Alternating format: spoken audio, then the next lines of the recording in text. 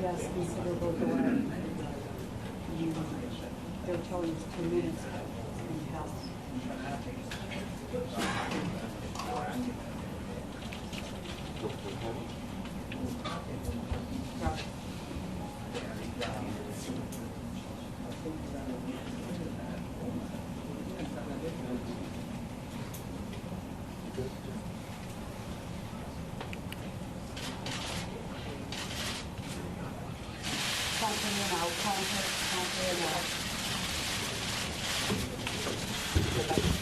Good afternoon, everyone.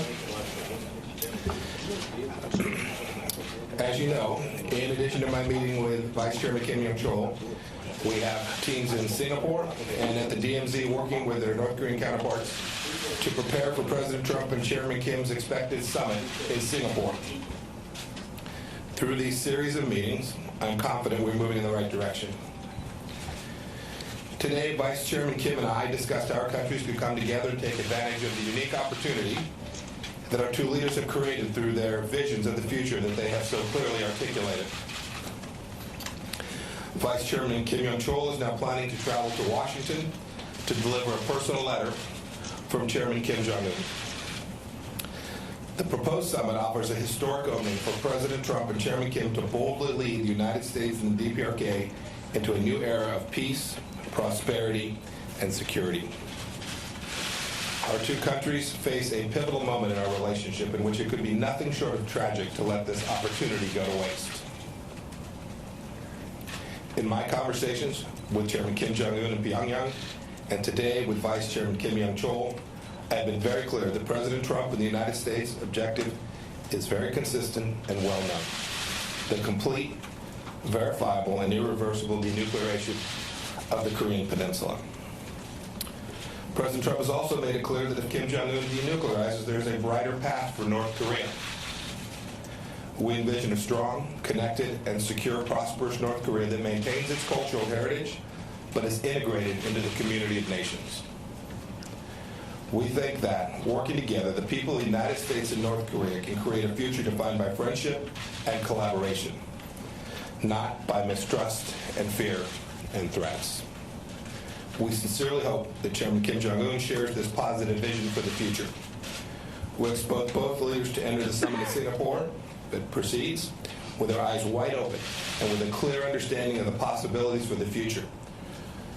If these talks are successful, it will truly be historic. It will take bold leadership from Chairman Kim Jong-un if we are able to seize this once-in-a-lifetime opportunity to change the course for the world. President Trump and I believe Chairman Kim is the kind of leader who can make those kinds of decisions, and that in the coming weeks and months, we will have the opportunity to test whether or not this is the case. Happy to take a couple questions. Our first question, and one question each, please, goes to Nick Wadhams from Bloomberg. Nick, go ahead. Thanks, Mr. Secretary. Last night, the State Department told us that the U.S. would be looking for a historic commitment from North Korea before the summit would go ahead. Today, you ended talks with Kim Yong-chol early. Can you talk about why you did that? Did you get the commitment you sought? And do the U.S. and North Korea now agree on what denuclearization would mean? So, that's a tactical matter. We didn't end the talks early. We had a set series of items that we wanted to make sure we covered, topics which we made sure that we were clear on in terms of what our expectations were and their expectations in return of us. We achieved that. This is a difficult challenge. Make no mistake about it, there remains a great deal of work to do.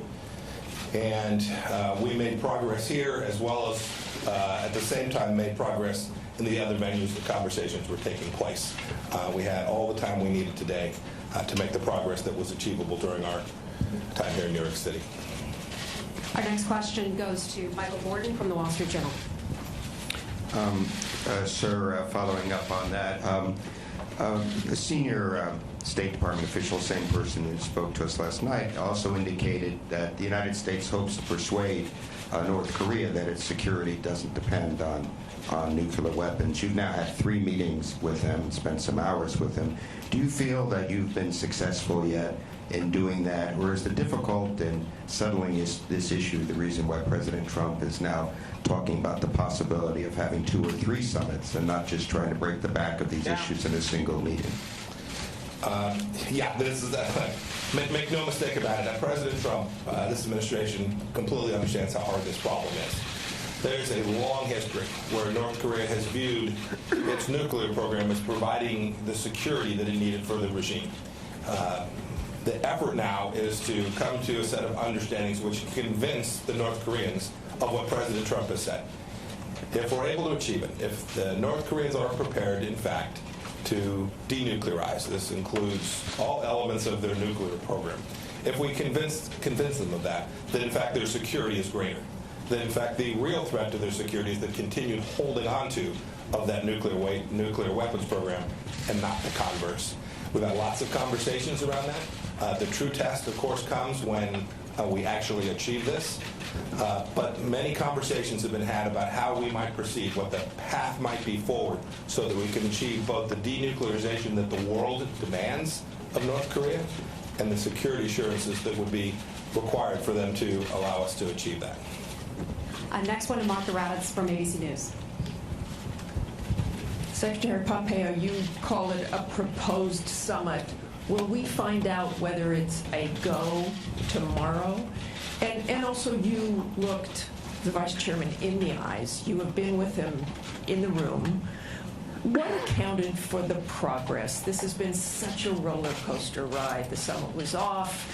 We've gone from fire and fury to this. So talk about what accounted for the change, and do you worry that you could still change back?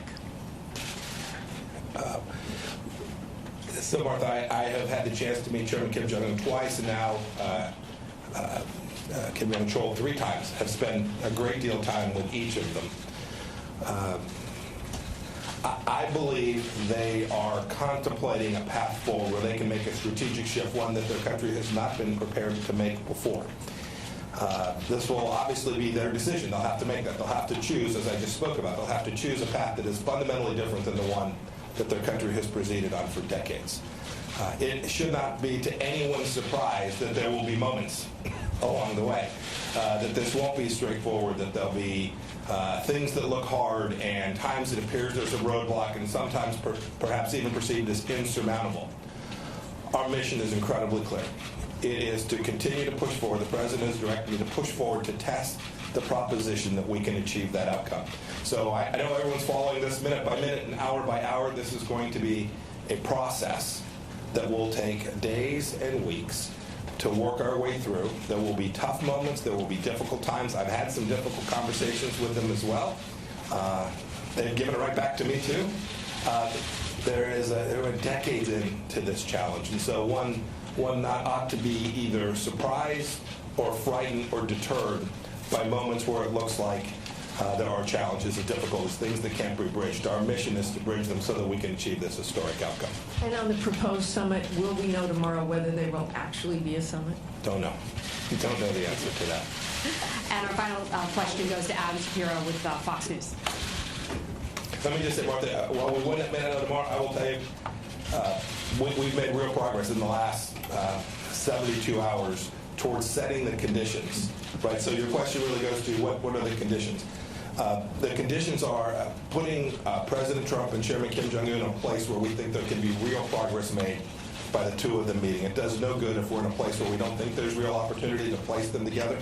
We've made real progress towards that in the last 72 hours. And Adam from Fox.